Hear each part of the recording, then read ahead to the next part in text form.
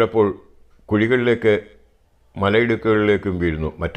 മറ്റനാഥകളെ വികസന പദ്ധതികളാൽ വന്യവാസ കേന്ദ്രങ്ങളിൽ നിന്ന് മാറ്റിപ്പാർപ്പിക്കുകയോ മുൻകൂടി നിർത്തുകയോ രോഗം ബാധിക്കുകയോ മുറിവേൽക്കുകയോ ചെയ്യുന്നതിന് മുൻപ് ഉപേക്ഷിക്കപ്പെട്ടതായി കണ്ടെത്തി.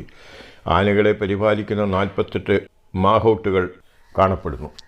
പിന്നവാലിയിലെ പെൺ ഇളമാനുകൾ ഏതാനും ഏക്കർ സ്ഥലത്തെ പകൽ സമയത്ത് കൂട്ടമായി സ്വന്തമായി കാണുന്നു.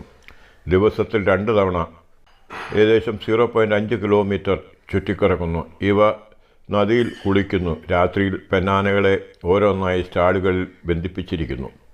പിന്നവാലിയിൽ ജനിച്ച കുട്ടികൾക്ക് കുപ്പിയിൽ തീറ്റ നൽകാറില്ല.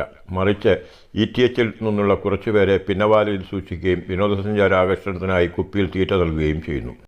ഈ വീഡിയോ നിങ്ങൾക്ക് ഇഷ്ടപ്പെട്ടെങ്കിൽ ലൈക്ക് ചെയ്യുക, ഷെയർ ചെയ്യുക, സബ്സ്ക്രൈബ് ചെയ്യുക, നിങ്ങളുടെ വിലയേറിയ അഭിപ്രായങ്ങൾ രേഖപ്പെടുത്തുക. നന്ദി, നമസ്കാരം.